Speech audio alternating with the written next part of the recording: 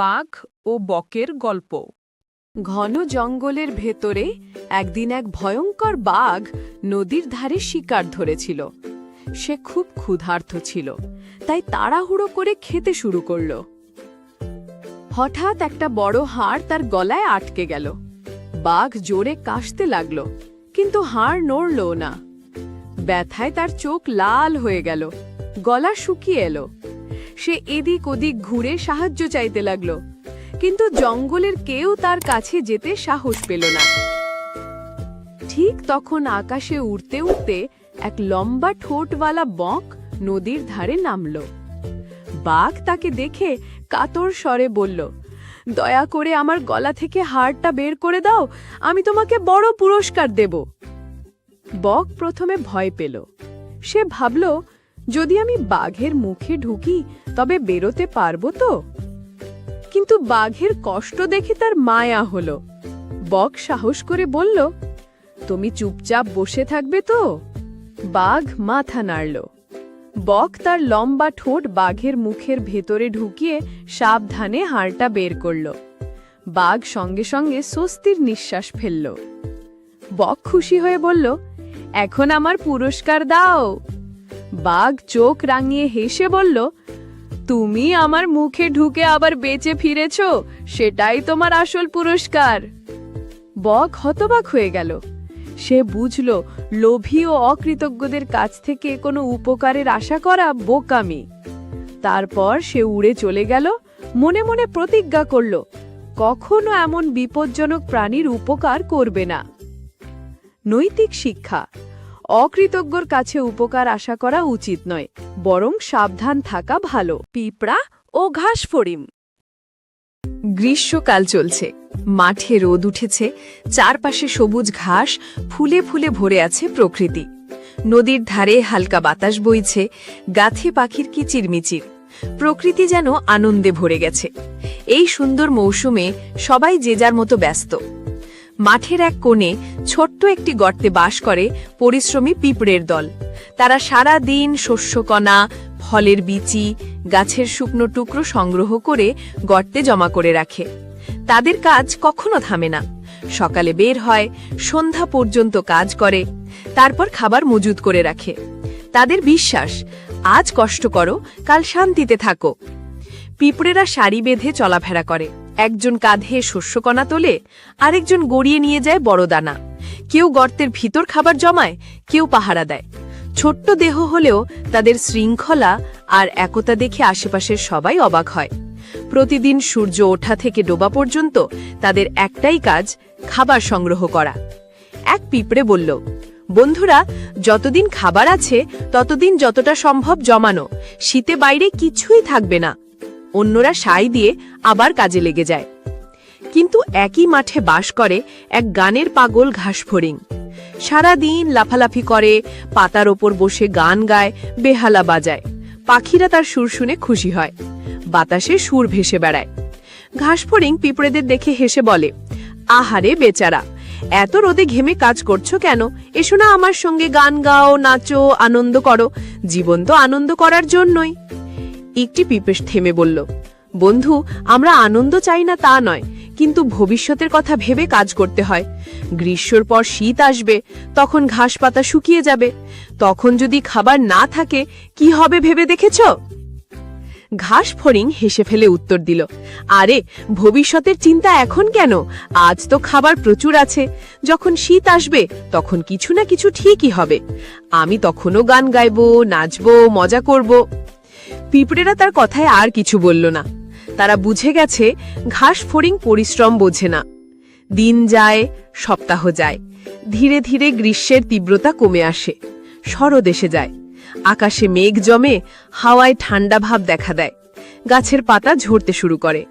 মাঠের সবুজ ঘাস ধীরে ধীরে হলুদ হয়ে শুকিয়ে যায়। ঘাসফড়িং তখনও গান গায়, কিন্তু খাবার কমতে শুরু করেছে। পাতাগুলো শুকিয়ে যাওয়ায় আর আগের মতো আনন্দ লাগছে না। পিঁপড়েরা ততদিনে অনেক শস্যকণা জমিয়েছে। তাদের গর্তে খাবারের পাহাড়। ঠান্ডা বাতাস বইলেও তারা নিশ্চিন্ত। কিছুদিন পর শীত এসে গেল। চারপাশে ঠান্ডা হাওয়া বইছে, ঘাস একেবারেই শুকিয়ে গেছে, খাবার আর বাইরে নেই। তখন ঘাসফড়িং বুঝতে পারল তার বড় ভুল হয়েছে। শীতে ঘাসফড়িংয়ের অবস্থা শোচনীয়। না আছে খাবার, না আছে আশ্রয়। ঠান্ডায় সে কাঁপে, ক্ষুধায় দুর্বল হয়ে পড়ে। সারা দিন কিছু খেতে না পেয়ে সে বুঝল, আমি যদি গ্রীষ্মে পিঁপড়েদের মতো কিছু খাবার জমাতাম, আজ এমন কষ্ট পেতে হতো না।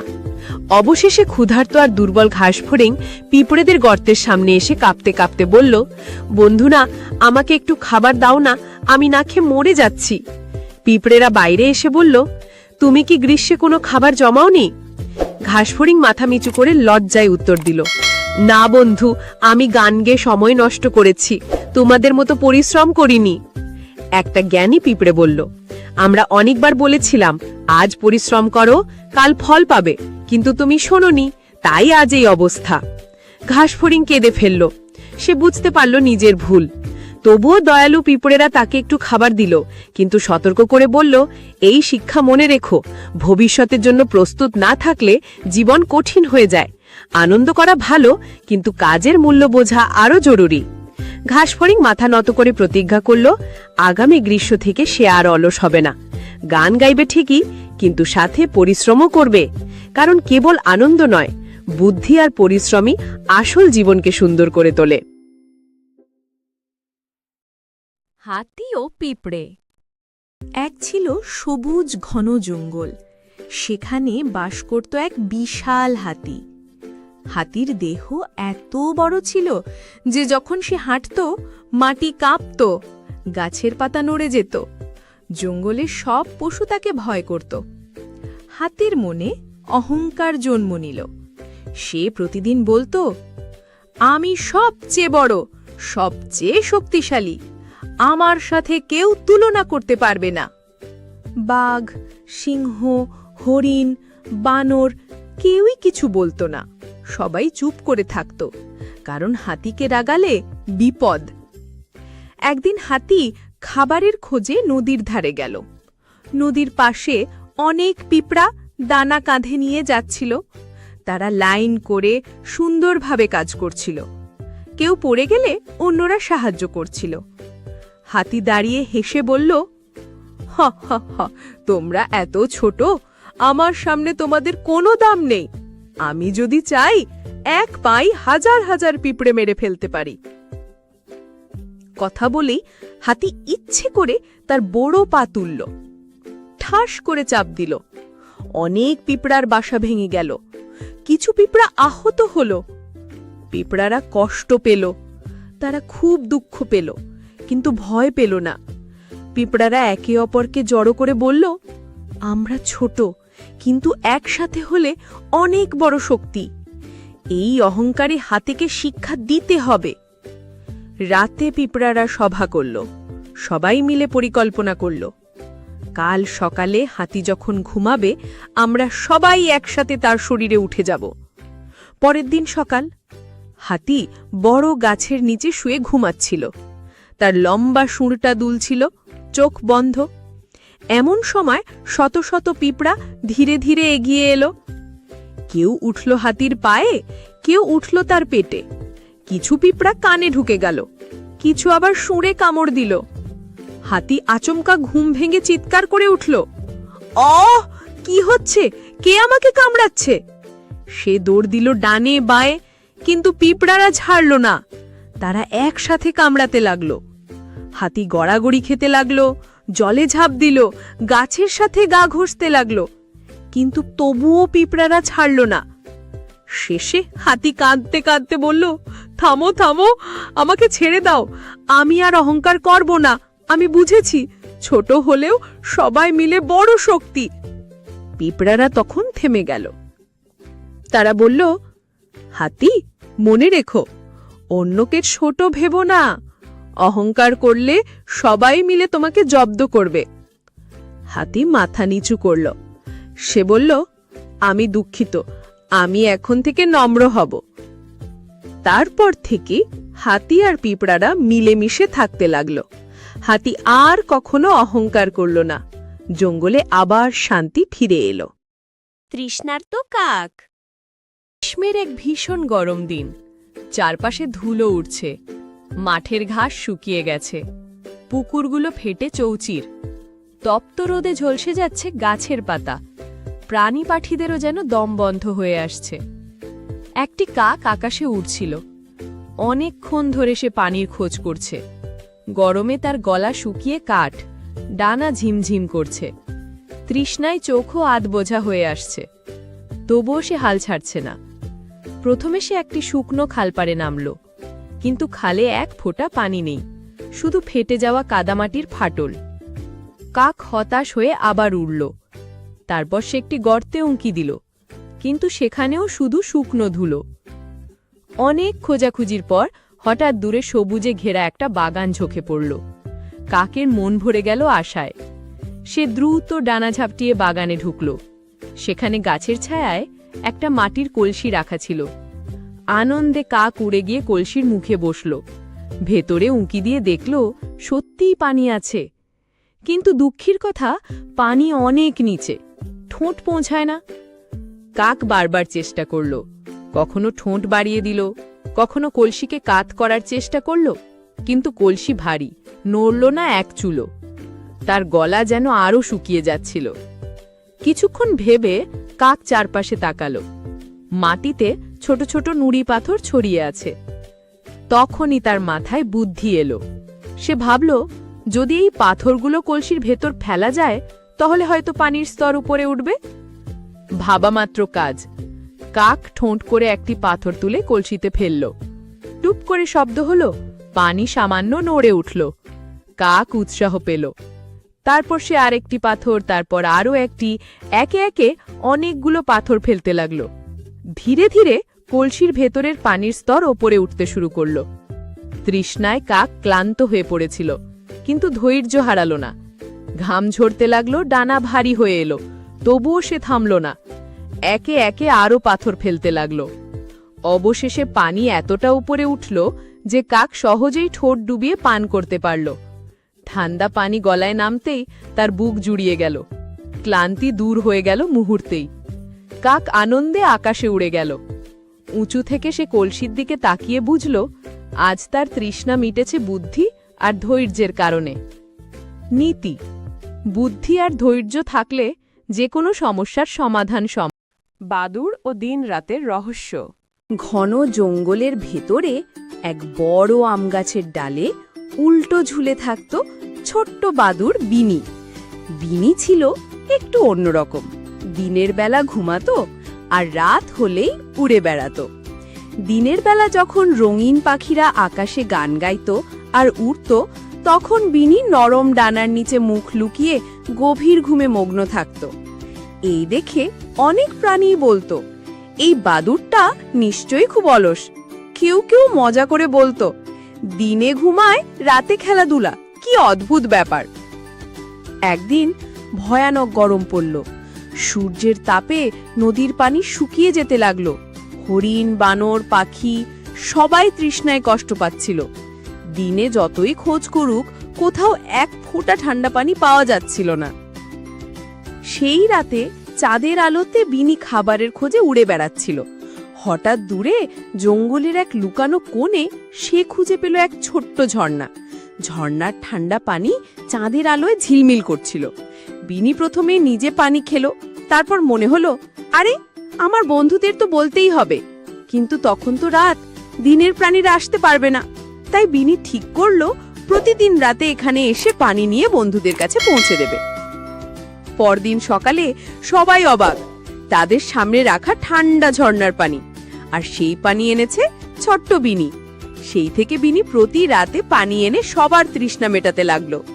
প্রাণীরা বুঝলো বিনি অলস নয়, সে শুধু অন্যদের চেয়ে আলাদা সময় কাজ করে। এভাবে বিনি হয়ে উঠল সবার প্রিয় বন্ধু। একদিন ছোট্ট খরগোশ এসে বলল, তুমি না থাকলে আমরা সবাই কষ্টে থাকতাম, ধন্যবাদ বিনি। বিনি হেসে বলল, আমরা সবাই আলাদা, তবুও প্রত্যেকে গুরুত্বপূর্ণ। তারার আলোয় ভরা আকাশের নিচে প্রাণীরা ঝর্ণার পাশে গান গাইল, আর চাঁদ যেন আনন্দে আরো উজ্জ্বল হয়ে উঠল। সেদিন থেকে জঙ্গলে আর কেউ কাউকে ছোট করে দেখল না, কারণ সবাই জানত প্রতিটি জীবের নিজের মতো করে বিশেষ কিছু করার ক্ষমতা আছে। সত্য বলার পুরস্কার। এক ছিল ঘন সবুজ এক জঙ্গল। সেই জঙ্গলে ছিল অনেক পশু পাখির বাস। সবার মাঝে সবচেয়ে চঞ্চল ছিল খরগোশ টুকু। ওর ছিল অগাধ কৌতূহল, কিন্তু একটা খারাপ অভ্যেস। টুকু প্রায়ই মিথ্যা বলতো। একদিন টুকু জঙ্গলের মাঝে চিৎকার করে বলল, বাঁচাও বাঁচাও, বাঘ আসছে। সব প্রাণী ভয় পেয়ে দৌড়ে এলো। হাতি হিমু পর্যন্ত তার বিশাল পা তুলে ছুটে এলো, কিন্তু কেউ বাঘ দেখতে পেল না। টুকু হাসতে হাসতে বলল, ধুর, মজা করছিলাম। সবার মুখ গম্ভীর হয়ে গেল। হরিণ রিমি বলল, টুকু, মিথ্যা বলা মহাপাপ। তুমি যদি এমন করো, সত্য বিপদেও কেউ তোমার কথা বিশ্বাস করবে না। কিন্তু টুকু গা করল না। পরের দিন আবার সে চিৎকার করে বলল, বাঘ, এবার সত্যি বাঘ এসেছে। সবাই আবার দৌড়ে এলো, কিন্তু বাঘ ছিল না। এবার বাঁদর মোটকু বলল, টুকু, তুমি আবার মিথ্যে বললে। এটা যদি খেলাই হয় তাহলে আমরা আর আসব না। টুকু এবার একটু ভয় পেল, কিন্তু তখনও ওর খেলার নেশা কমল না। সে ভাবল, কোনো দিন যদি সত্যি বাঘ আসে তখন দেখব। 3 দিন পর, সেই দিন ছিল খুব গরম। সূর্য ছিল মাথার উপরে, সবাই বিশ্রামে। এমন সময় টুকু একা বসেছিল নদীর পাশে, গাজর খাচ্ছিল। হঠাৎ একটা গর্জন শুনতে পেল, ঘর। টুকু চমকে তাকিয়ে দেখল, সত্যি এক বিশাল বাঘ ঝোপের ভেতর থেকে বেরোচ্ছে। তার চোখ জ্বলছে, থাবা বিশাল, আর গর্জন শুনলে গাছের পাতা কাঁপে। টুকু দৌড়ে পালাতে লাগলো আর এক নাগারে চিৎকার করতে লাগলো, বাঁচাও বাঁচাও, বাঘ আসছে। কিন্তু কেউ এলো না। হরিণ রিমি শুনেও বলল, ও নিশ্চয়ই আবার মিথ্যে বলছে। বাঁদর মোটকু বলল, এতবার তো ঠকেছি, এবার যাই না। কেউ বিশ্বাস করল না। টুকু একা দৌড়াতে দৌড়াতে ক্লান্ত হয়ে পড়ল। ঠিক তখনই গাছের ওপর থেকে পেঁচা বুড়ো পুটি নিচে এসে ঝাঁপিয়ে পড়ল বাঘের চোখে। তারপর ডাক দিল, সাবধান, সত্যি বাঘ এসেছে, সবাই এসো। বুড়ো পুটির সুনাম ছিল, সবাই জানতো সে কখনো মিথ্যে বলে না। তাই এবার সবাই ছুটে এলো। হাতি, হরিণ, বানর, ময়ূর, এমনকি শেয়াল শেয়ানাও সবাই মিলে বাঘকে ঘিরে ফেলল। হাতি তার সুর দিয়ে বাঘকে আছড়ে মারল। শেয়াল কৌশলে পিছন থেকে গিয়ে লেজে কামড় দিল। বাঘ বুঝল এবার কিছু হবে না, সে দৌড়ে পালালো। সবাই হাঁপাতে হাঁপাতে টুকুর কাছে এলো। টুকু কাঁদছিল। সে বলল, আমি জানি আমার দোষ হয়েছে। এতবার মিথ্যে বলেছি যে সত্যিও কেউ বিশ্বাস করেনি। আমি আর কখনো মিথ্যে বলবো না, আমাকে ক্ষমা করো। পেঁচাপুটি গম্ভীর মুখে বলল, শোন টুকু, মিথ্যে বলা একবার অভ্যেস হয়ে গেলে সত্য বললেও কেউ বিশ্বাস করে না, কিন্তু সত্যের পথে ফিরলে আবার সবাই তোমায় বিশ্বাস করতে শিখবে। সবাই মাথা নাড়ল। তারপর হরিণ রিমি বলল, আমরা তোমার ক্ষমা চাইলে দেব, কিন্তু শর্ত একটাই, তুমি আমাদের সঙ্গে প্রতিদিন কিছুক্ষণ সত্য ও ভালো আচরণের গল্প বলবে, তাহলে তোমার অভ্যেস ঠিক হবে। টুকু খুশি হয়ে মাথা নাড়ল। সে প্রতিদিন বিকেলে পেঁচাপুটি, হরিণ রিমি আর অন্য বন্ধুদের নিয়ে ছোট ছোট সভা বসাতো। সেখানে সে বলতো, সত্য বললে সবার বিশ্বাস পাওয়া যায়, আর মিথ্যা মানুষকে একা করে দেয়। মাসখানেক পরে টুকু এখন সবার প্রিয়। সে সত্য কথা বলে, কারো সঙ্গে মজা করলে আগে বলে নেয়, আমি খেলছি, ভয় পেও না। একদিন সে একটা নতুন ঘটনা শুনে আবার চিৎকার করে বলল, একটা বাচ্চা হাতি খাল থেকে পড়ে গেছে। সবাই ছুটে গেল। এইবার আর কেউ সন্দেহ করেনি, আর টুকু খুশি মনে বুঝে গেল সত্যের শক্তি সত্যি সবচেয়ে বড়। প্রিয় ছোট বন্ধুরা, তোমরা যদি এরকম সুন্দর গল্প পেতে চাও তাহলে আমাদের চ্যানেলটি সাবস্ক্রাইব করো।